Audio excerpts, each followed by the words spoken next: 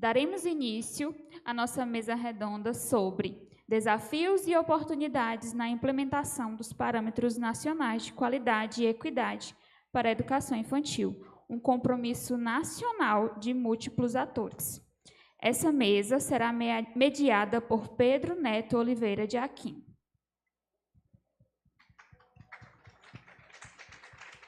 Pedro é pedagogo pela Universidade Federal do Ceará, UFC, e mestre em educação pela mesma instituição, com foco no desenvolvimento da educação da criança. Ele possui experiência como professor e assessor pedagógico na educação infantil e no ensino fundamental. Suas áreas de estudo incluem a construção de identidade infantil, múltiplas linguagens e documentação pedagógica. Pedro também integra o Movimento Interforos de Educação Infantil do Brasil, MIEB, por meio do Comitê Diretivo e do Fórum de Educação Infantil do Ceará, FEIC, onde contribui para fortalecer discussões e práticas em defesa da educação infantil de qualidade.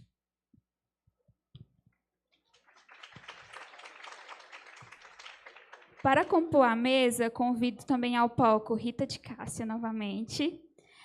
Como a gente está sendo transmitido e o pessoal começou já, tem gente que só entrou agora, não custa apresentá-la novamente. Rita é uma renomada especialista em educação infantil em políticas públicas, com uma trajetória que abrange desde a formulação de diretrizes até a implementação de práticas para garantir a formulação de diretrizes e implementações delas para as crianças pequenas. Na Coordenadoria Geral de Educação Infantil do MEC, Rita lidera ações voltadas ao desenvolvimento integral infantil, promovendo políticas inclusivas que buscam reduzir desigualdades e fortalecer a formação de profissionais, além da criação de indicadores de qualidade para a educação infantil no Brasil.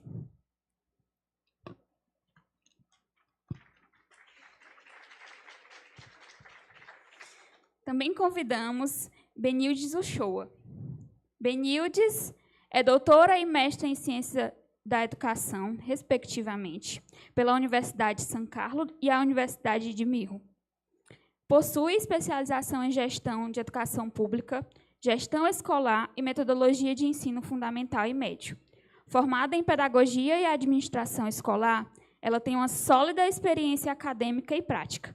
Como servidora da Secretaria de Educação do Estado do Ceará, SEDUC, ela atuou como orientadora da Célula de Educação Infantil, orientadora da Célula de Integração Escola, Família, Comunidades e Redes de Proteção, e como coordenadora do Programa de Apoio ao Desenvolvimento Infantil, PADIM.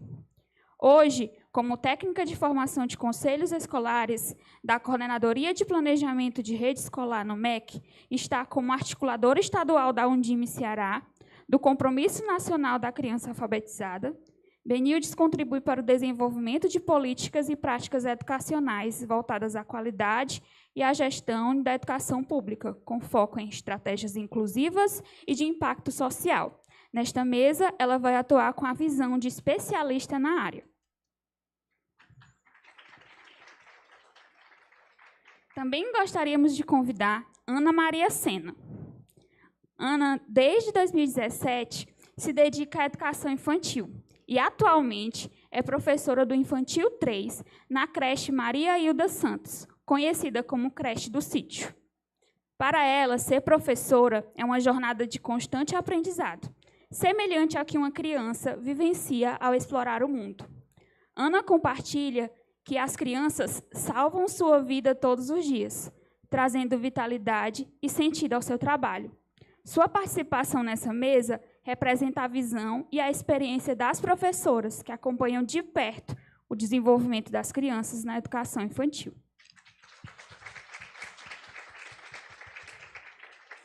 Convidamos também Adriana Santos Souza. Adriana iniciou sua trajetória na educação infantil em 2017 e atualmente também é professora na creche do Sítio, na turma do Infantil 5. Com sua abordagem baseada no projeto de valores humanos, ela tem um papel como professora, mas também como mãe, porque a Adriana é mãe de uma criança de 3 anos que também é matriculada na creche do Sítio desde os 2 anos. Na mesma, Nessa mesa, ela tratará a perspectiva das famílias da educação infantil, unindo sua experiência como educadora e mãe para representar as expectativas e as vivências dos familiares nesse ambiente escolar.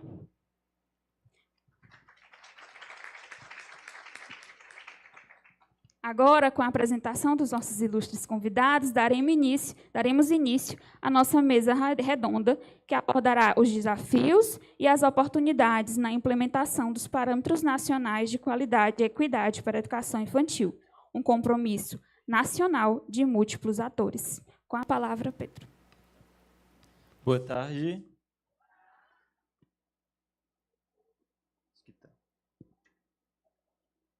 Tudo certo. Então, é um prazer estar aqui. Queria agradecer toda a equipe, especialmente na figura do professor Guilherme Irfe, que está na organização do evento. É um prazer estar com essas pessoas aqui na condução desse debate. E acho que o subtítulo desse momento, os múltiplos atores, fica já explícito, inclusive, na composição, né, dessa mesa. Não temos uma mesa, mas a gente chama assim, né, dessa mesa. Eu, enquanto movimento social, eu estou aqui representando o Movimento Interfórum de Educação Infantil do Brasil, em que atualmente eu represento a região Nordeste, juntamente com Rose, que é da Bahia, a professora Rita, enquanto MEC, Benildes, enquanto SEDUC, e as duas professoras da creche do sítio. Então, assim, acho que os múltiplos atores aparecem nessa mesa e a gente pretende com que as nossas falas e os nossos diálogos convoquem, né, esses múltiplos atores a estarem presentes na implementação e na implementação desses parâmetros, na construção dos indicadores e das demais políticas e programas que decorrem disso. Então, a gente vai começar com a fala da professora Rita, vai seguindo a sequência até chegar nas professoras da creche do sítio, tudo bem? Ao final da mesa, a gente sempre abre para as perguntas. Eu, enquanto mediador, também vou tentando elaborar algumas articulações entre as falas e também com o que a plenária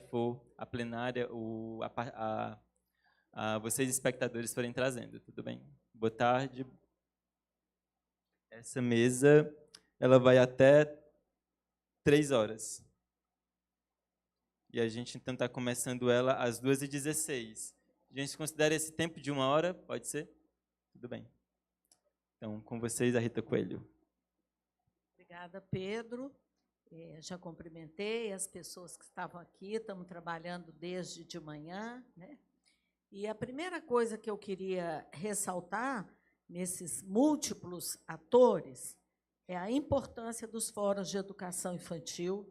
E quero dizer, Pedro, que você tem uma responsabilidade muito grande na articulação regional do trabalho de implementação dos parâmetros.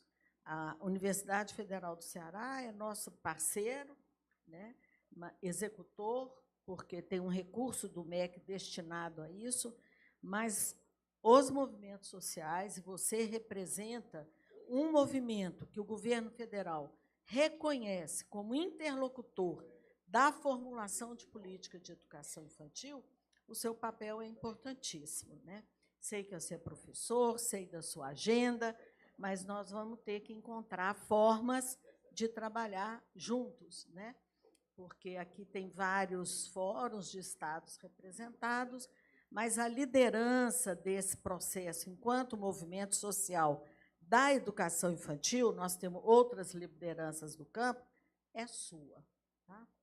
Então, eu estou apresentando para vocês, de forma enfática, um dos atores mais importantes desse processo, né? O movimento Interfórum de Educação Infantil na região Nordeste, coordenado e sob a direção de Pedro Aquino.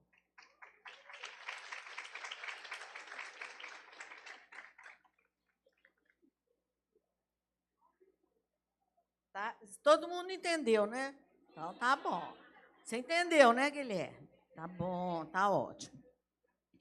Bom, pessoal, eu vou, de forma muito sintética, colocar como que nós estamos vendo, tudo bem?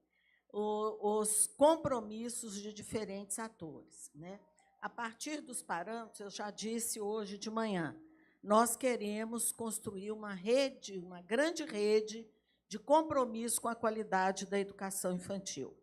Para isso, nós estamos articulando um conjunto de parceiros no âmbito do MEC e parceiros externos para assumir compromissos institucionais nacionais na implementação dos parâmetros.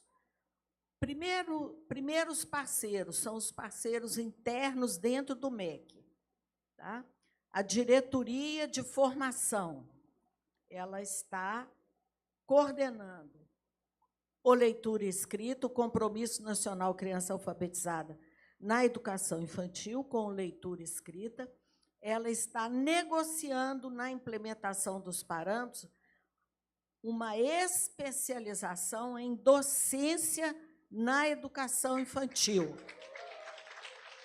Nós queremos retomar esse projeto com universidades parceiras, tentando interiorizar esse processo e com um financiamento que nós estamos negociando de 7 milhões para formar 3.000 especialistas em docência na educação infantil até junho de 2026.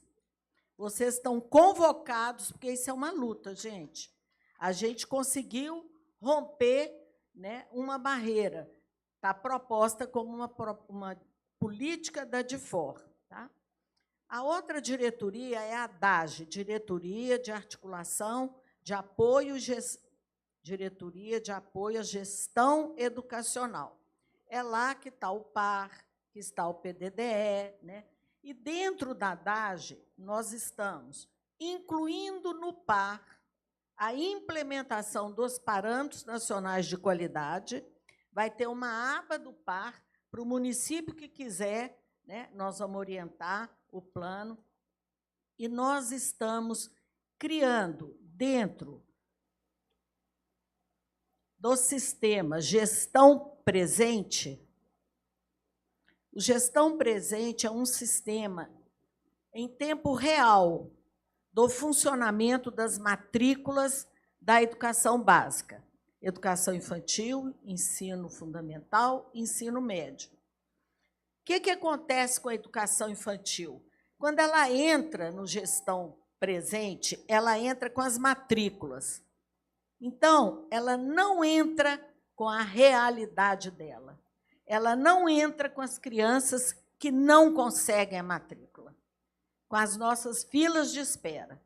Então, dentro do Gestão Presente, nós estamos criando um módulo que traz e informa a demanda manifesta, porque isso não só ajudará os municípios a fazer o seu levantamento, a ter um PI que permite a integração do levantamento que o município faz num sistema nacional, né, como nós estamos assumindo dentro da política de monitoramento do MEC a realidade da falta de vagas na creche e na pré-escola. Tá? Esse é um programa... O que é isso? Então, rapidinho, a DAGE é isso.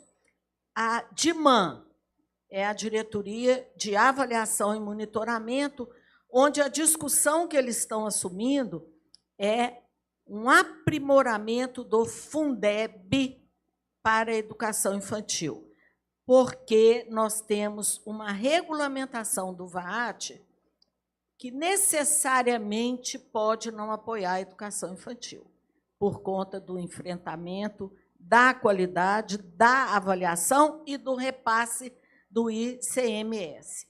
Fora isso, nós temos parceria com a Fundação Maria Cecília Soto Vidigal e Undime, que vão formular e executar um programa nacional de formação dos gestores municipais, prefeitos e secretários municipais.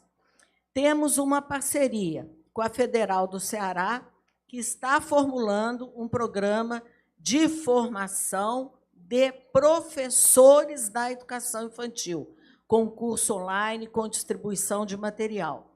Temos a revisão dos indicadores de qualidade da educação infantil, que será realizado pelo Itaú, pelo Unicef e pela Ação Educativa, parceiros dos indicadores desde a primeira versão, em 2008. Né? Temos ainda a UNCME como parceira, que assumiu o compromisso de atualizar as normativas da educação infantil. Tem normativa municipal de 2014, gente. Atualizar na perspectiva dos parâmetros. E essas parcerias, elas estão abertas, gente. Quem quiser se comprometer com a implementação dos parâmetros, vamos negociar qual que é a sua ação.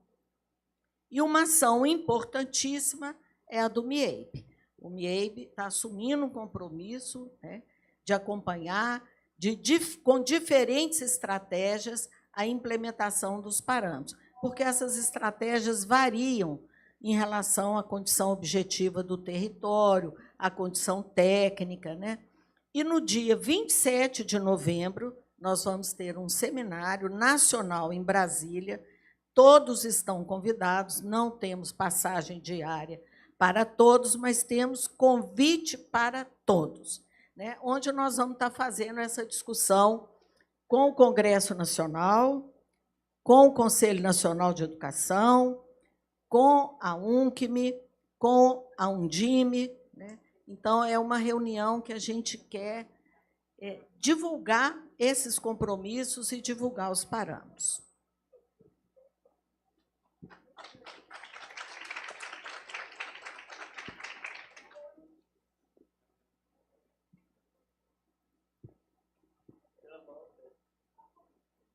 Eu acho que a plateia e eu também, acho que todo quem está compondo também aqui a mesa sempre vai ter alguma pergunta a mais para fazer para a Rita, então ela sempre volta. Agora com vocês, Benilde Uchoas, da Seduxia. Boa tarde a todos. Eu vou pedir licença para ficar de pé. Trouxe uma pequena... só para... E eu fiz questão de colocar só um olhar, porque aqui... Cada um de nós aqui temos, com certeza, várias observações e inquietações. Mas eu tentei ser um pouco didática, né, seguindo as dimensões, né, que estão previstas nos parâmetros. Então, assim, eu tentei trazer alguns pontos que eu considero, dentro da perspectiva da minha experiência como gestora e professora de educação infantil há muitos anos atrás, que são questões que me inquietam quando eu leio, né, os parâmetros. A questão da gestão democrática e a participação, né, o fortalecimento das relações com a comunidade escolar. Aí a gente já tratou aqui ontem sobre os conselhos escolares. Né? A gente precisa fortalecer os conselhos escolares na nossa educação infantil, para, de fato, eles começarem a entender o processo democrático, o processo participativo, na gestão da escola, que muitas vezes se torna muito individualizada na pessoa do gestor. A corresponsabilidade dos entes federados na garantia do direito do acesso e da permanência. Os municípios não conseguem. Sozinhos, os municípios não vão conseguir atender todas as crianças e ter uma educação infantil de qualidade que realmente assegure a permanência dessas crianças na educação infantil. E, nessa perspectiva, eu entendo acesso e permanência com qualidade no território, atendimento no território da criança, né? Sem o transporte escolar. O planejamento participativo, o monitoramento da qualidade, a transparência da demanda e da oferta. Importantíssimo envolver os conselhos municipais de educação e os conselhos da criança e do adolescente nesse processo. A gente precisa dar visibilidade a essa demanda e como é que essa demanda está sendo atendida nos municípios. E que está linkado também com o fortalecimento intersetorial da educação infantil do campo, das águas e das florestas, que a gente sabe muito bem que a educação infantil não se dá para pensar a educação infantil na perspectiva só das políticas de educação. A gente precisa entender que a política de educação infantil ela precisa conversar com as demais políticas, e nesses territórios ainda muito mais. Eu queria trazer uma experiência de uma colega. Ela foi secretária de Educação de um município chamado Curralinhos.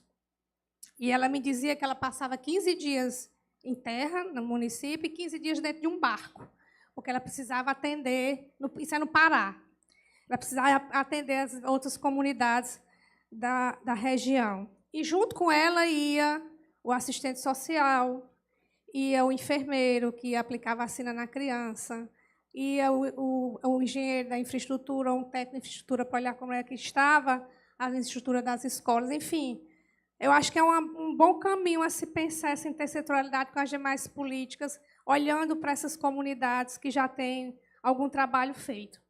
Em relação à identidade e formação profissional, eu trago aqui o fortalecimento do vínculo e da identidade. É muito forte isso nos parâmetros, mas para que a gente consiga efetivar isso, eu penso que a formação contextualizada para professores e gestores, na perspectiva da ampliação de saberes e habilidades e competências, é que vai construir essa identidade do professor, que vai olhar para esses territórios, que vai trabalhar com essas crianças desse território. A organização da carreira dos professores e dos profissionais de apoio, também olhando para as especificidades desse território. A gente precisa entender que o professor que trabalha na zona urbana é bem diferente das condições e das necessidades que esse professor da zona rural tem. E a seleção de gestores para a educação infantil, considerando as especificidades dessa etapa. Nós passamos por um processo agora, muito em conta das condicionalidades do Fundeb, da exigência de selecionar gestores para as escolas públicas. E eu tive a curiosidade de olhar alguns editais de alguns municípios aqui do Ceará. E não existia o olhar para a educação infantil. Não existia. A seleção era para gestores. Não importava onde ele ia atuar e as especificidades das escolas que eles iam atuar. Alguns nem citavam os centros de educação infantil, né? E os parâmetros precisam fortalecer essa necessidade, essa busca, esse olhar, para que nós tenhamos gestores da educação infantil qualificados e selecionados para estarem na educação infantil. Eu entendo que isso daí, quando a gente fala sobre isso, é dar prioridade, mas a prioridade precisa de financiamento. E prioridade de funcionamento é o que vai nos trazer a qualidade e a equidade no atendimento. Eu trouxe uma observação aqui que eu acho importante a gente lembrar, que é prerrogativa dos municípios a delimitação dos territórios urbanos e rurais. Quem é que decide que uma escola vai ser urbana e quem é que decide que a escola vai ser rural? Isso é feito pelas câmaras de vereadores. E o critério que eles usam é simplesmente o parâmetro econômico. Por quê? A partir do momento que é definido como território urbano, os impostos são recolhidos pelos municípios. Enquanto for território rural, os impostos são recolhidos pelo governo federal. E, com isso, os municípios passam a delimitar seus territórios urbanos sem, ao menos, considerar as especificidades do campo. Eu lembro que uma vez a gente estava numa seleção do livro didático e a gente trazia os coordenadores pedagógicos para avaliar os livros do PNLD. E teve uma época que foi lançado o PNLD Campo. E um coordenador pedagógico, analisando os livros, ele dizia assim, mas por que eu não vou poder selecionar o PNLD Campo? Porque a sua comunidade agora foi delimitada como zona rural. E o seu livro vai ter que ser dentro dessa especificidade da zona rural.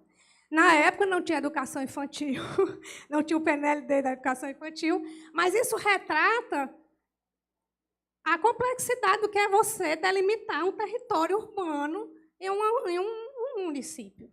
Por favor, já me avisaram que só tem 5 minutos, passe aí. A próxima tela, por favor. Em relação ao projeto pedagógico, eu trago aqui a elaboração, que tem que ser coletiva, e a revisão também, né? A escuta ativa das crianças na elaboração do PPP e do regimento escolar. Olha, o regimento escolar, né, Guilherme? A gente nunca imagina, o regimento escolar é a carta de convivência de uma escola. E a criança ela não é ouvida na sua elaboração, não é considerada. Os adultos definem como é que vai ser as regras da escola. As concepções e práticas pedagógicas focadas na educação indígena, quilombola do campo, das águas e das florestas, versus a concepção urbanocêntrica, que ainda está muito presente no nosso dia a dia, na nossa formação inicial, na nossa formação continuada. A gente precisa ter muito clareza disso. A inclusão na perspectiva da interseccionalidade, a formação, a adequação da jornada, atendimentos profissionais especializados e materiais diversos e inclusivos. A inclusão ela não pode ser vista apenas na perspectiva da criança deficiente. Tem muitas outras questões que precisam ser refletidas no projeto pedagógico da escola. E integração da ativa da família na vida escolar da criança, que não é só ter uma agendinha para se mandar recado. É realmente trazer a família para discutir o dia a dia da escola da criança. Quando eu olho para tudo isso daqui, aí eu lembro dos técnicos das secretarias de educação. Se nós não tivermos uma equipe qualificada e especializada dentro das secretarias de educação, a gente não vai conseguir discutir os parâmetros de fato e implementá-los. Na avaliação da educação infantil, eu trago uma reflexão sobre os indicadores da qualidade e equidade, que esses instrumentos eles precisam estar adequados às realidades e culturas locais. E aí, quando você traz hoje pela manhã a responsabilidade do INEP, nesse sentido, E a participação dos conselhos escolares e municipais de educação nesse processo. Muito se falou aqui do papel do Conselho Municipal de Educação, mas aí a minha pergunta é, esses conselheiros eles estão qualificados para olhar para essas especificidades? O que é que pode se pensar nessa ampla mobilização que nós vamos fazer, a qualificação dos conselhos municipais de educação para ter esse olhar, porque são eles que autorizam e credenciam as escolas, as creches, de centro de educação infantil nos municípios. E, em relação à infraestrutura, edificação e materiais, é um grande desafio, todo mundo já falou aqui para as zonas rurais. Eu entendo que precisa de processo participativo na decisão sobre a localização, e padrões, que muito me incomoda essa palavra, construtivos, adequação às características ambientais da região, respeito às especificidades culturais, acessibilidade e integração com espaços ao ar livre para brincadeiras e contatos com a natureza. Por favor, a última. Aí eu trouxe aqui 3 pessoas que, para mim, são inspiração nessa luta, que eu queria trazer como um caminho para a gente pensar nessa implementação. Essa pessoa aqui do meu lado é a professora Rosa, foi minha primeira professora. Na época, não existia educação infantil, então não precisa dizer a idade, na minha idade, que você já deve pensar, mais ou menos. Eu tinha 5 anos de idade e eu fui colocada numa turma de primeiro ano, numa escola, com meninos de 7, 8 anos de idade. Essa era a nossa realidade. Agora, tu imagina eu, com 5 anos de idade, o tamanho de gente que era, E a professora Rosa não existia, nem se cogitava essa perspectiva do educar e de cuidar, mas, na sensibilidade dela, ela já praticava o educar e cuidar, me acolhendo. Pois eu tive uma Rosa na minha vida. Inclusive, foi a professora Rosa que me inspirou a ser professora. E que esses parâmetros eles possam, sim, inspirar, trazer um professor para a escola que inspire outras crianças. Eu trago a Vandinha. Vandinha, por favor. Vandinha é uma inspiração para mim, enquanto formadora. Porque, assim, eu trabalhei 6 anos como professora de educação infantil em escola particular. Uma visão totalmente, eu diria até que alienada. Quando eu cheguei na SEDU, que me deparei com a Vandinha, essa formação generosa, a Vandinha ela me formou generosamente nessa perspectiva dessa visão das múltiplas infâncias. Então, eu acho que pensar a formação na perspectiva dos parâmetros tem que pensar numa formação generosa. que abrace a todos os professores, porque, como já foi dito aqui, muitas vezes o professor age de uma forma, não porque ele está fazendo errado, não porque ele quer, porque ele não tem alguém que lhe conduza, como eu tive a Wandinha que me conduziu. E eu fecho com o nosso professor Guilherme, que é uma inspiração, porque o Guilherme, ele é aquele professor que instiga a nós, professores, a não ser meramente fazedores, implementadores de lei, mas que pesquise, que questione aquilo que está na sua frente. Então, eu acho que os parâmetros também têm essa missão, de instigar os professores a ser pesquisadores da sua prática, a ser investigadores da sua prática, para que a gente possa produzir mais conhecimento sobre a educação para acabar com a desigualdade social que existe no nosso país. Muito obrigada.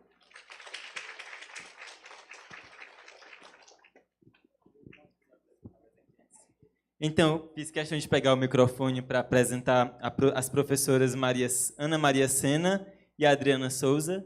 E acho que para quem é professor e está em sala de aula todos os dias, a sala de referência, porque eu também sou professor do Fundamental, então vocês vão me ouvir falando das duas coisas.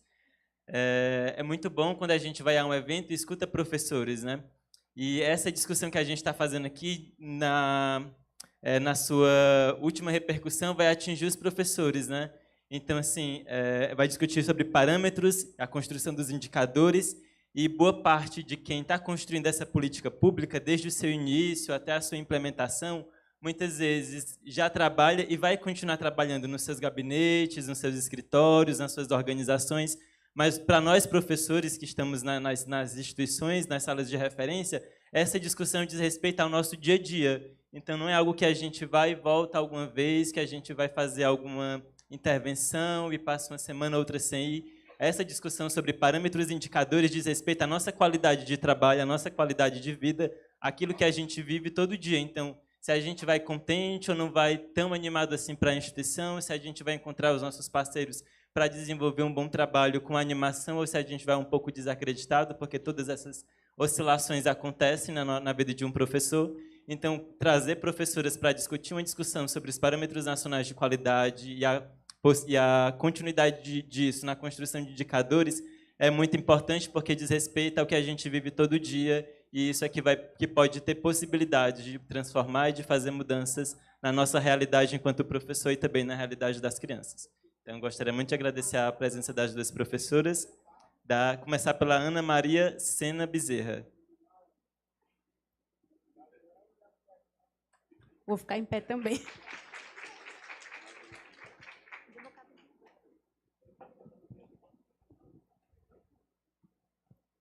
Boa tarde. Me chamo Ana Maria, venho da região do Cariri, de uma cidade chamada Missão Velha.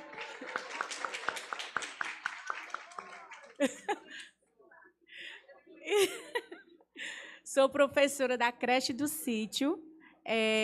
Atualmente estou na sala do Infantil 3.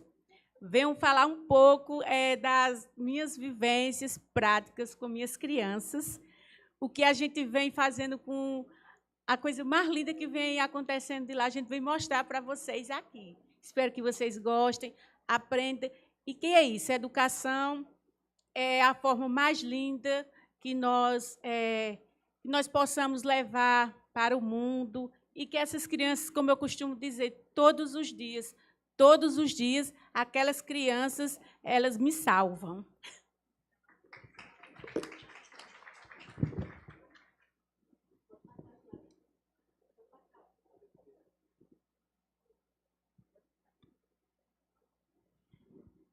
Lá na nossa creche, nós temos a oportunidade, nós não, as crianças têm a oportunidade de ter um espaço lá que nós damos o nome de trilha. Todos os dias, cada turma da nossa creche vai ter um dia de ir para a trilha. E nesse dia foi o dia da minha turminha, ir para a trilha. Lá, como vocês estão observando, elas têm várias oportunidades de conhecer a natureza, ouvir o som dos pássaros e explorar tudo que tem em sua volta. Aí, como Dominique, né? Vou ler um pouquinho do que está escrito ali. A trilha se transformou em uma grande sala de referência aberta. As crianças exploram a natureza com todos os sentidos, ouvindo, sentindo e observando ao seu redor. As folhas e flores que Dominique encontrou serviram como ponto de partida para uma atividade criativa, que justamente é aquela exposição de quadros, não sei se vocês observaram, que está lá fora. E tem de outras atividades que a gente faz com esses elementos naturais de lá da trilha, com pedras, gravetos. A gente também recolhe gravetos, eles fazem a letra do nome deles. Lá tem um buraco na trilha, que eles são muito curiosos. A gente deu o nome do buraco do tatu. Quando chega lá, tia, vamos ver se o tatu está lá, tia. A gente vai lá, olha se o tatu está lá. Tem uma pedra enorme lá, que outro dia eles encontraram uma pena do urubu. Tia, esse urubu estava fazendo o que aqui, tia? Eles estavam esperando nós, querendo nos pegar. E assim, gente, é várias oportunidades de aprendizagem que essas crianças têm lá na trilha. Quantas, e as formas, e na trilha também dá para a gente trabalhar as formas geométricas, que a gente trabalha com eles também. Matemática, que a gente trabalha, e aqui os formatos. Essas flores aqui, Dominique também, é porque tem várias outras fotos. Lá só em vocês conhecerem, lá que vocês vão ver, vocês vão se apaixonar pelo trabalho da gente que a gente faz lá com eles. E essa flor aqui, ela recolheu, ela não quis colocar no quadro, disse que ia levar para a mãe dela. Não, tia, eu vou levar para a minha mãe esse quadro. E aqui, nesse tempo, é lindo lá, lindo, lindo, lindo, lindo, lindo. Vocês vão se apaixonar. E já estou convidando, viu? Está lá aberto porta, portão, para vocês irem lá. Estão convidados.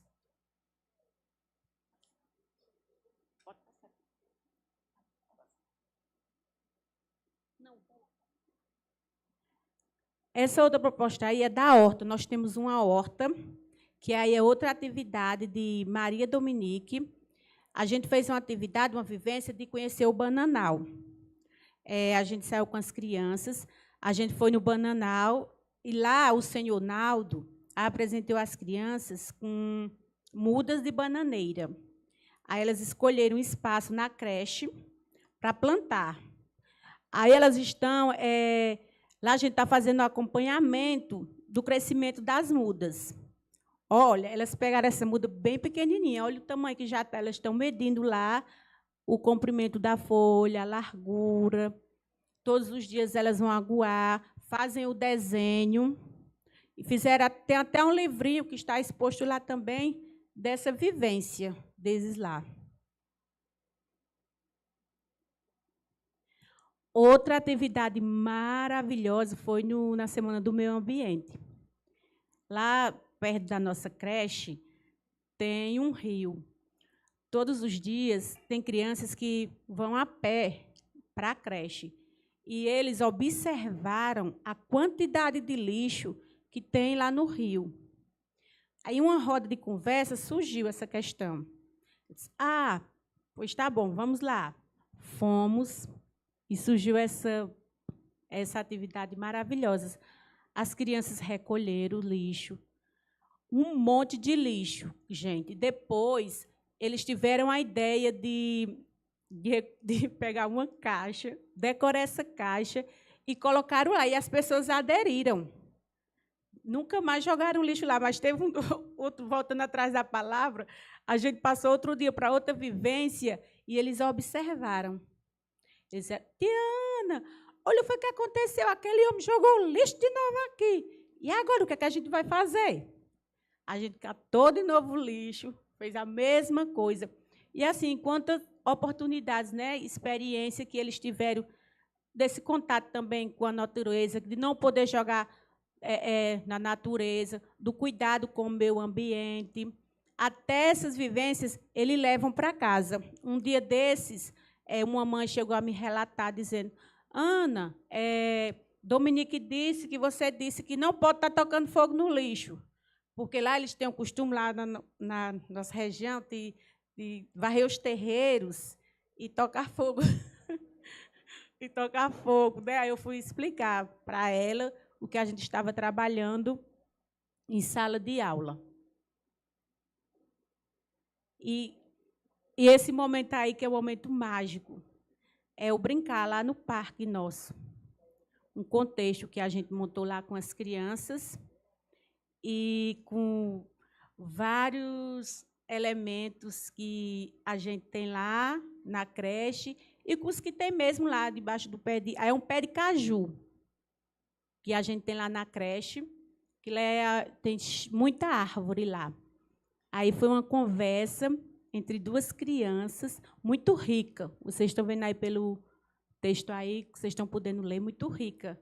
Essa conversa que eu pude observar e ouvir. Olha quantos nós, né, somos importante, assim, temos que ter cuidado quando estivermos perto de alguma criança, no que formos falar, né, que nós somos exemplos, né? Quantos exemplos nós somos na vida dessas crianças.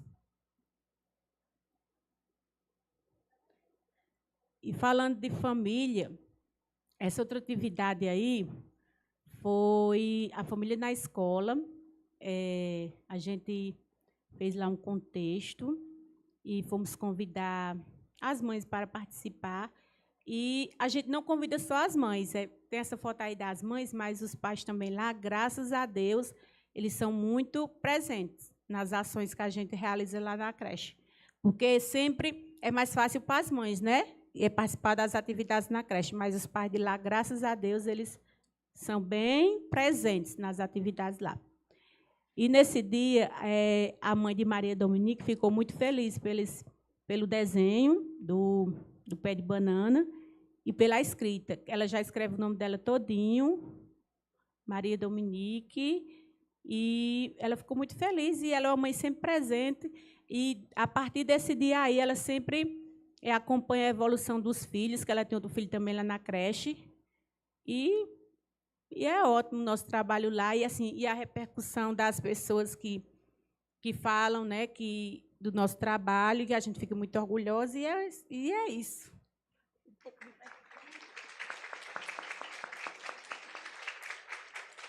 E queremos também agradecer a equipe do professor, nos trazer aqui, que é a nossa primeira vez aqui.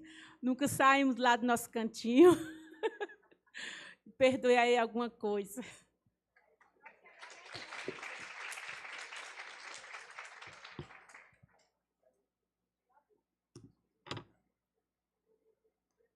Vai ter outra apresentação, certo? Então, agora a professora Adriana Santos Souza, creche do Sítio também. Pode pegar o microfone aí do lado.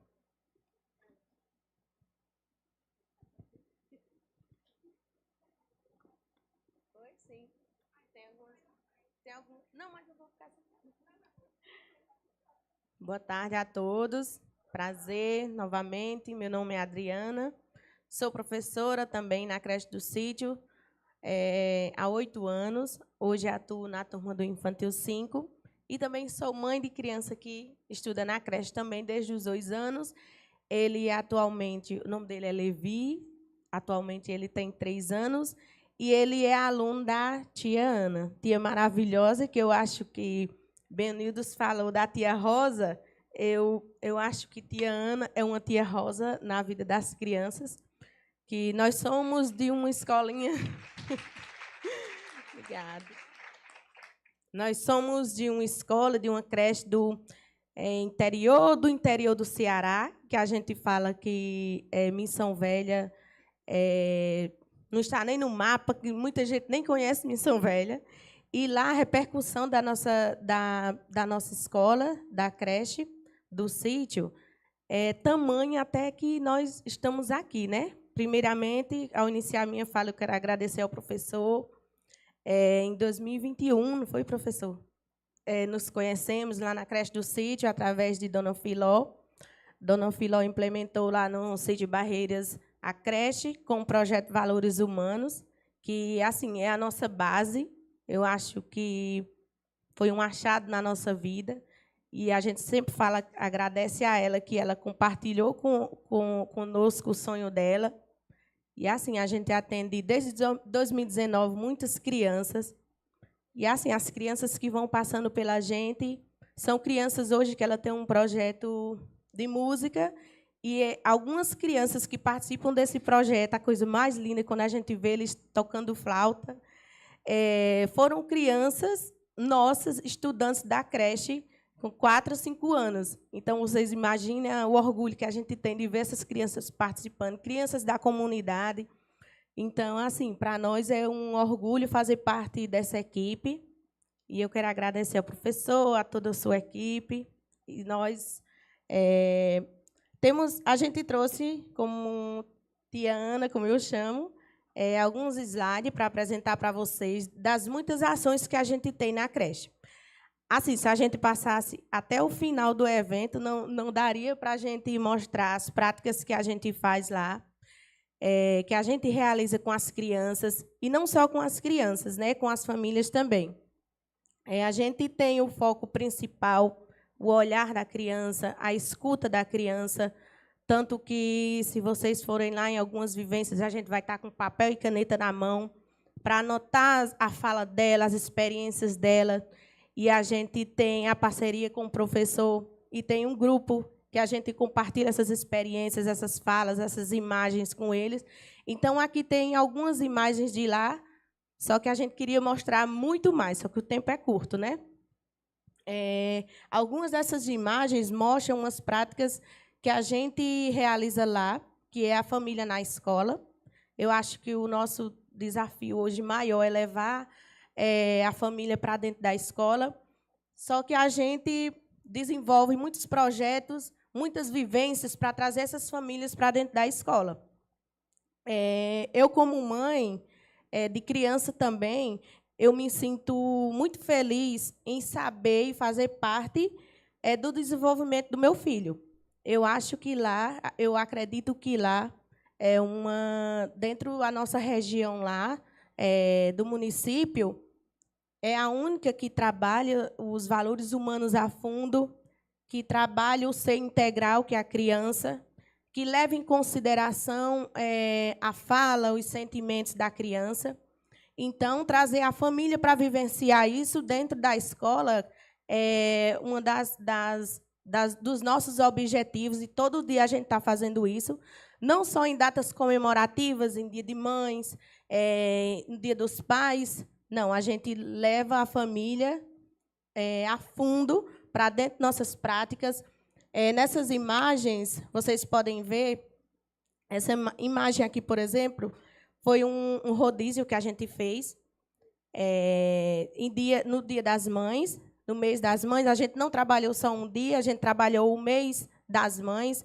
Então, a gente convidava algumas mães para irem para a escola, e elas participaram desde a acolhida até a hora do almoço. Então, elas vivenciaram as ações dos valores humanos, que é meditação, círculo do amor, realizou as realização de calendário, hino nacional, e todos os dias, eles saem, depois da acolhida, eles saem para a área externa e a gente canta o hino do município e o hino do Brasil. E, assim, quantas pessoas não conhecem o hino do seu município? E eles conhecem. Eles cantam o hino do município, cantam o hino do Brasil, já sabem a rotina de cor. Então, muitas dessas práticas a gente realiza, não só em datas comemorativas, como eu já falei, mas a gente vai desde a apresentação do material que eles produzem, porque muitas crianças elas são levadas pelos pais, não vão de ônibus, não vão de transportes, eles vão deixar crianças que moram perto do entorno da creche, então eles vão a pé, então eles vão a pé para a escola, e lá as mães elas entram dentro da creche, e lá a gente expõe os trabalhos das crianças. Então, os pais eles podem observar a hora que quiser o trabalho dos filhos, conseguem identificar o trabalho do seu filho. Então, assim, tem um projeto que a equipe do professor levou para a nossa creche, e eu também participo, que é o trabalho da parentalidade, que eu participo também, muito importante que está sendo, onde toda sexta-feira vai um grupo de mães participar de uma conversa sobre parentalidade, sobre a importância da parentalidade, do cuidador das crianças. Então, assim, é muito importante esse trabalho estar sendo com as mães, e está sendo proveitoso, porque as mães estão bem participativas,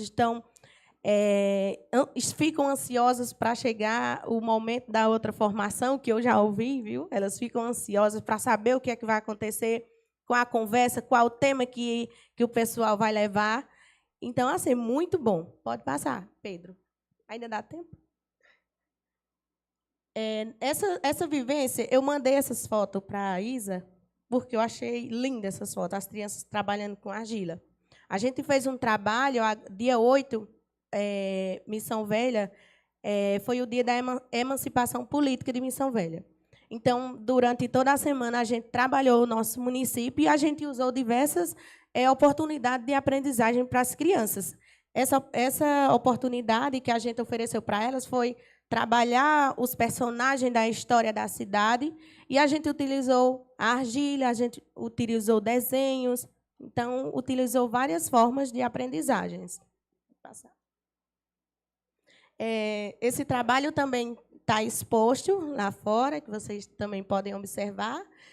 Na nossa história de Missão Velha, tem os índios cariris, que eles foram primeiros habitantes, e eles escolheram a cachoeira, as crianças fizeram a cachoeira, as árvores que contêm, e eles foram atraídos principalmente pela água, abundância de água, e pela abundância de frutos que havia naquele local. Então, as crianças construíram a história através da argila. Outra vivência é, como a Tiana falou lá, eles têm um contato muito grande com a natureza, que está dentro de uma das dimensões do parâmetro, né? Oferecer às crianças esse contato direto com a natureza. E lá eles têm diversas oportunidades de viver, de fato, o que é ser uma criança de campo, criança da zona rural, que realmente anda com os pés no chão, que sentem o chão. Então, eles têm diversas oportunidades também de aprendizagens. E, assim, mostrar para as famílias que eles não só brincam. Nosso trabalho, nosso objetivo também maior é mostrar para as famílias que as crianças na creche, eles não só brincam, eles aprendem brincando. Então, assim, a natureza a gente usa de forma diversificada lá.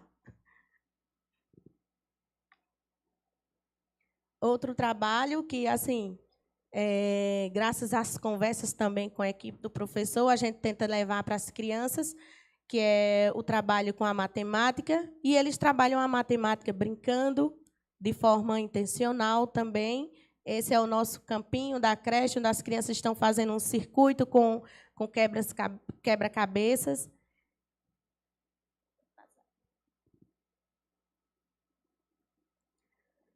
E aí também tem uma vivência de natureza, onde as crianças têm a oportunidade de ir para o percurso da trilha, eles encontram animais, encontram árvores grandes, árvores pequenas. Então, a gente torna realmente a trilha em um laboratório a céu aberto para elas.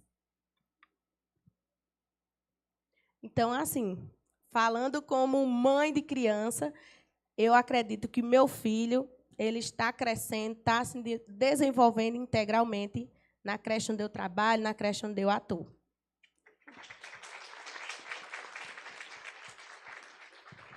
Obrigado, professora Ana Maria, professora Adriana.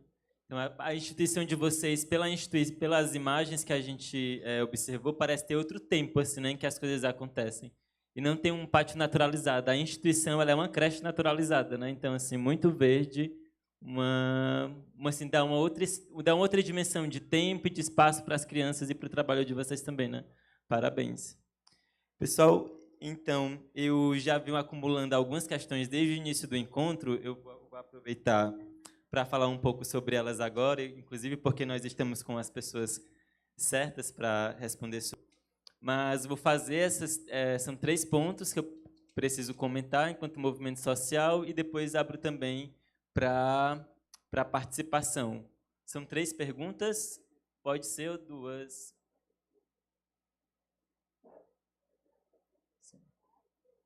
3, certo. Temos 3, certo. Érica. Então, se preparem aí. Bem, um dos pontos que eu pensei em comentar já desde o início do encontro é em relação a estreita relação que esse seminário, que discute parâmetros e a construção dos indicadores, tem a ver com o espaço físico e com a materialidade das instituições. Então, em algumas falas antes desse seminário, já é um discurso de certo modo corriqueiro na nossa área, de afirmar que não adianta ter uma boa instituição se a gente não tem uma formação de qualidade para os professores, né? Então, e que o movimento e que a nossa área acompanha essa discussão, né, de que a gente precisa tanto de espaços qualificados como de uma formação também que permita ao professor aproveitar e desenvolver o máximo desse espaço com as crianças e as famílias também, como é o exemplo da creche do sítio. E eu acho que nessa discussão a gente precisa dar uma maior relevância para a questão das materialidades e do espaço físico também. Porque assim como a gente considera que os materiais, o espaço físico é propulsor de desenvolvimento para as crianças, ele também pode ser considerado eles também podem ser considerados propulsores de desenvolvimento profissional para os professores, né? Então, eu acho que se a gente tem um equipamento de qualidade, materiais de qualidade diversos nas instituições, a gente convoca que os professores tenham um trabalho também qualificado, né? Acho que quem é professor, eu sou há pouco tempo, mas quem está há mais tempo sempre está na posição de superar as carências materiais em que as instituições se encontram, sejam elas urbanas ou rurais. A gente sempre está no movimento de, apesar das condições materiais, das condições físicas, a gente precisa desenvolver um bom trabalho. E que bom que nós, uma parte, possuímos uma boa formação que nos permite olhar para essa instituição, para esses materiais, e buscar transformá-los e fazer um trabalho que, de fato, promova aprendizagem e desenvolvimento nas crianças. Mas acho que chega um momento em que a gente precisa entender que esse espaço qualificado, um equipamento qualificado, materiais de qualidade, diversificados, em que o professor pode tê-los à sua disposição, impulsione e convoque esse professor também a ter um melhor trabalho cada vez mais, né? Então, acho que é preciso, e a gente pode discutir sobre dar também um certo crédito à mediação que o equipamento físico e os materiais causam para o trabalho de um professor, né, para um bom trabalho. E os outros 2 pontos são perguntas que dizem respeito à revisão desses parâmetros no momento histórico pelo qual a gente passa e também da construção dos indicadores. A gente vive em uma época em que o mundo todo, e o Brasil, e o Ceará e Fortaleza não está escapando disso, por uma crise climática, né? Então, assim, como é que a gente pensa esses parâmetros, como a gente pensa a construção dos indicadores, tendo em vista essa crise climática que o planeta vive e que nós, professores que estamos cotidianamente em sala de aula, precisamos enfrentá-lo na pele, com as salas muito quentes, salas lotadas, em que prejudica o nosso trabalho, prejudica a qualidade da estadia das crianças nas instituições. Então, acho que parece ser um ponto a mais, ou acessório, ou supérfluo em relação à discussão que a gente tem de crianças que não têm acesso ainda a equipamentos de educação infantil, a questão de crianças de salas superlotadas, mas é preciso pensar também em que tipo de equipamento, em que bem-estar nós estamos proporcionando às crianças e aos seus professores. Então, aqui no Ceará, a gente já é uma cidade, né, pela sua posição geográfica muito quente, mas cada dia mais quem está em sala de aula percebe que isso tem se agravado muito, assim, né? Então, a gente tem relatos de crianças que desmaiam, crianças que pedem, a gente liga para casa para a família vir buscar a criança porque a instituição está muito quente, professores que cada vez mais desgastam suas vozes, a sua própria postura, a sua vitalidade em sala de aula, em vista das condições muito agravadas que essa crise climática tem trazido para a sociedade, e a escola não foge disso, porque as instituições públicas sofrem, historicamente, de condições precárias, e nesse momento em que cada vez mais o clima muda, as instituições não acompanham com melhorias, mas elas meio que intensificam toda essa crise climática que a gente vive. Então, acho que é um ponto para a gente estar sempre pensando na climatização, seja artificial ou climatização natural, qual é a solução que a gente vai dar para isso, mas é algo que vai encontrar um certo limite daqui a algum tempo. E outro ponto também, eu vou direcionar essa pergunta para a professora Rita Coelho, é em relação a... Até procurei o representante da UNCM, mas pelo que eu vi ele não está mais aqui presente, mas qual a força que essa resolução que institui os parâmetros nacionais de qualidade para a educação infantil tem em relação às resoluções que fixam o funcionamento das instituições, as resoluções municipais, né? Como aqui em Fortaleza a gente tem a 002 de 2010, se eu não me engano. Então, e especialmente essa pergunta ela se dá em virtude especialmente da relação quantitativa criança, em que a resolução que estabelece os parâmetros, que institui os parâmetros, apresenta uma relação quantitativa de relação professor-criança, que ela é menor do que a proporção que a gente tem em algumas relações, inclusive na daqui de Fortaleza. Assim, por exemplo, a resolução dos parâmetros coloca de até 6 crianças para uma turma de berçário. Aqui na prefeitura e em outras prefeituras, no nosso caso, esse número é estendido para 8. Então, em que medida, na revisão dessas resoluções municipais, qual é a força, na verdade, que a resolução dos parâmetros tem em relação a elas? Se a gente pode se animar com a possibilidade de ter essas diferenças de resoluções municipais que fixam o funcionamento de instituições de educação infantil serem afetadas por essas decisões que estão na resolução dos parâmetros. Certo? Posso passar a palavra para a Rita? Ou você... Posso?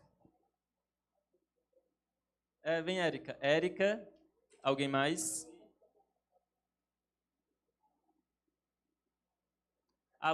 Érica, você vai direcionar a sua pergunta para... ok.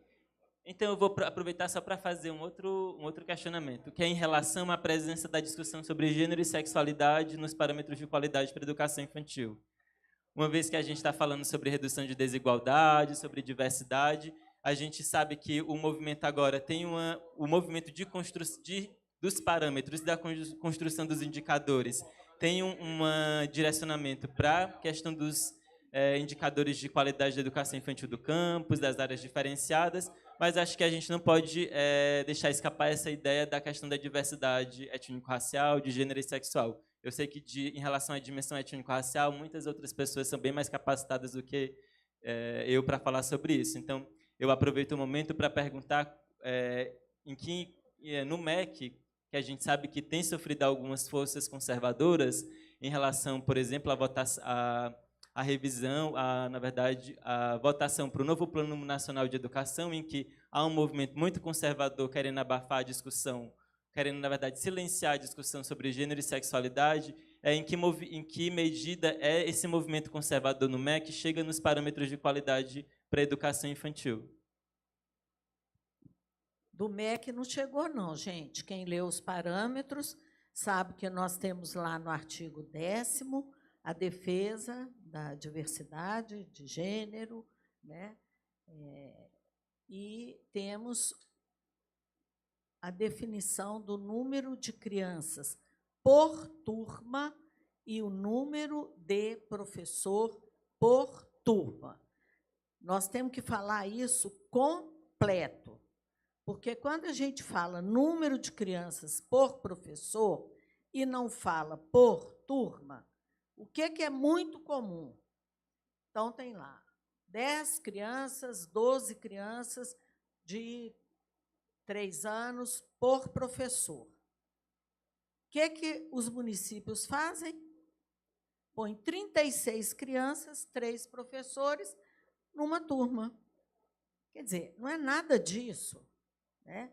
É uma turma com um professor com 12 crianças. Esse espaço de 36 crianças por 3 professores não atende à resolução, mas a forma que ela está escrita permite esse arranjo, até incentiva esse arranjo. Tá? Então, no MEC, isso foi discutido nas suas contradições. É claro que a Undime tem questionamentos a isso, o Sindicato das Escolas Particulares de Educação Infantil tem questionamentos a isso, e O Congresso Nacional está questionando isso com projetos encaminhados ao MEC. Mas, na ambiência do MEC, isto não foi problema. Tá? A gente tem acordo com a CECADI, tem acordo com a DAGE, mas é um desacordo presente na nossa sociedade, entre diferentes segmentos. Gente, uma criança a mais ou a menos numa escola particular com fins lucrativos faz uma diferença enorme, né, na arrecadação, no serviço daquela instituição. Ou seja, os parâmetros não querem tampar o sol com a peneira. Os parâmetros querem abrir discussões fundamentadas das nossas contradições. Tá? O artigo 10º da Igualdade, Diversidade e Gênero é o campeão de propostas do Congresso, até pedindo para anular os parâmetros e as diretrizes por conta deste artigo. Pauta de costumes, pauta da direita conservadora, né, presente na nossa sociedade, que os parâmetros tiveram a coragem, a possibilidade de trazer à tona. Tá? Então, isso é uma pauta de debate que estava presente e continua presente na nossa sociedade. A implementação dos parâmetros é uma oportunidade da gente enfrentar esse debate. Não sabemos o que vai ser o resultado desse debate. Tá? Qual que era a outra questão? A força da regulamentação municipal. Gente, isso merecia a gente ter mais tempo de discutir. Fica como pauta, Guilherme, para o outro encontro. Nós temos que entender a organização federativa na educação. Na educação, nós somos um sistema federal, um sistema distrital, podemos ser 5.000 e tantos sistemas municipais organizados, porque os municípios são sistema municipal, mas podem fazer a opção de não se organizar como tal e permanecer integrado ao sistema estadual. Não existe relação hierárquica nesse regime. O MEC não manda no município, não manda. O município que tem sistema, ele é autônomo para fazer a sua política, as suas opções. Tá? Então, se o município... Essa é uma relação muito complexa, que não existe na saúde nem na assistência social, que são sistemas únicos. E na educação, nós não temos o Sistema Nacional de Educação. Então, prevalece... Eu vou dar exemplos que nós estamos enfrentando. Compromisso Nacional Criança Alfabetizada, na educação infantil. Nós temos uma coleção de 8 volumes, discutindo uma concepção de formação de professor para ele se relacionar com a realidade do seu município, do seu território. Essa coleção está impressa, ela é distribuída, temos bolsa para os professores, mas se o município tem um material dele, Recife tem criança alfabetizada.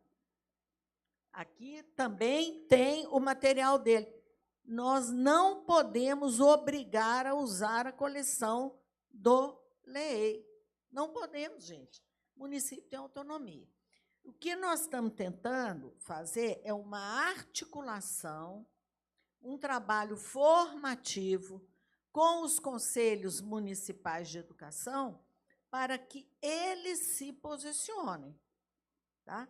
Mas isso não é uma garantia de que o que está nos parâmetros ou nas diretrizes será assumido na regulamentação do Conselho Municipal. Ele, inclusive, pode regulamentar por parte, não tem foco para regulamentar tudo aquilo, percebe? Então, essa é a nossa realidade. Esse seminário é um seminário formador para a gente entender esta complexidade da educação. Então, nós temos uma diretriz nacional, nós temos parâmetros nacionais e não temos garantia de que os municípios vão seguir nesta direção. Tá? Mas essa articulação, esse debate, essa proposta de formação, ela é muito importante na perspectiva de uma negociação de uma democracia efetiva. Com licença, Érica. Érica Laurentino, pessoal. Oi, Pedro. Boa tarde, gente. Eu sou Érica Laurentino, da Secretaria de Educação, e queria parabenizar o trabalho das meninas por ter vindo tão de longe, né, apresentar a prática de vocês. A gente ficou encantada com a leitura dos relatos lá fora na exposição. Obrigada, viu? Força, é importante. E vendo vocês apresentarem aí todo o trabalho, né, vocês focaram muito, e claro, não poderia deixar de ser, na prática de vocês como professora. Você também falou da sua questão como mãe de uma criança que faz parte da escola. E como a gente está falando aqui de parâmetros, a gente sabe que um dos pontos para que essa garantia do acesso, permanência e redução das desigualdades dentro do universo da unidade escolar é a questão do projeto político-pedagógico. Né? A gente tem, dentro da Secretaria, falado muito sobre isso, sobre a importância do projeto político-pedagógico dentro da unidade escolar para essa promoção dessa gestão democrática. E aí eu fiquei curiosa, vendo o trabalho de vocês, sabendo assim, quem estará por trás, apoiando essas práticas. Né? E aí a minha pergunta, e de Wanda também, que está aqui comigo, minha parceira também de trabalho, é exatamente sobre qual tem sido o papel da gestão da escola nessa organização e no planejamento dessas práticas.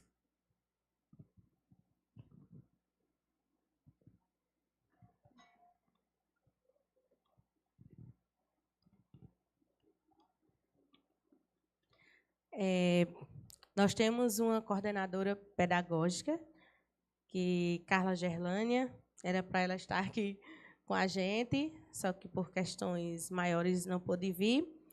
E o PPP ele foi construído junto com a gente, como é para ser, com a comunidade. As crianças, Benildes, a gente teve um encontro com ela virtualmente, né, Benildes?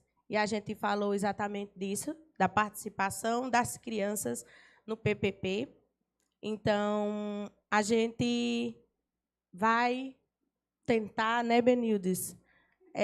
A gente teve até essa conversa com Carla, logo depois do encontro virtual com Benildes, da gente colocar mais ainda as crianças dentro do projeto político-pedagógico da creche. Então, assim, o papel da gestora, no caso, que é a tia Carla, é exatamente isso, orientar-nos em como a gente deve incluir também as crianças, incluir a comunidade nesse projeto.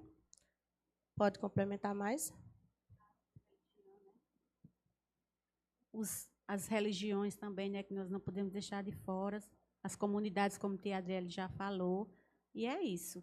As crianças, né, que são as mais, o centro, do centro de tudo, que são nossos clientes, e é isso. Eu acredito que isso não é só papel do gestor da escola, também nós, professores, também fazemos parte disso para que isso aconteça, que vai dos funcionários da cozinha, do pessoal da limpeza.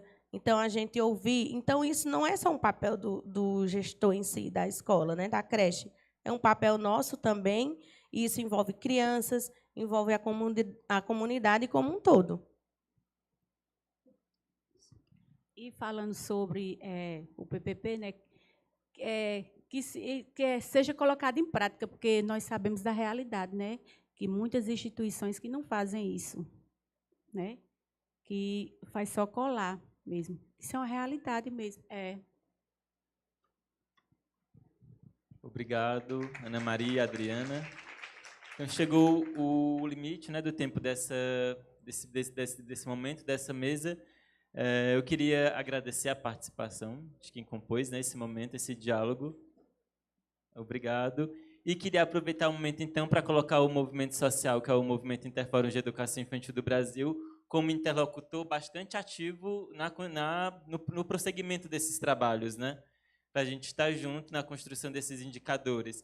Porque eu até acho assim, é mais do que interlocutor, é integrante, né? Porque interlocutor parece que fica muito na conversa, né? Pergunta, você responde, isso e aquilo, né? A gente quer se integrar, né? De fato, o grupo de trabalho, a construção dessa continuidade, desse exercício, inclusive porque nós, atualmente, no Nordeste, temos os fóruns ativos, né? Os fóruns do Estado do Nordeste, eles estão ativos. Aqui a gente está com a Fabiana Canavieira, do Maranhão, com uma colega de Alagoas, com outro colega de Campina Grande, na Paraíba. Então, a nossa região pede, né, e se coloca à disposição para participar disso de forma bastante ativa. Obrigado.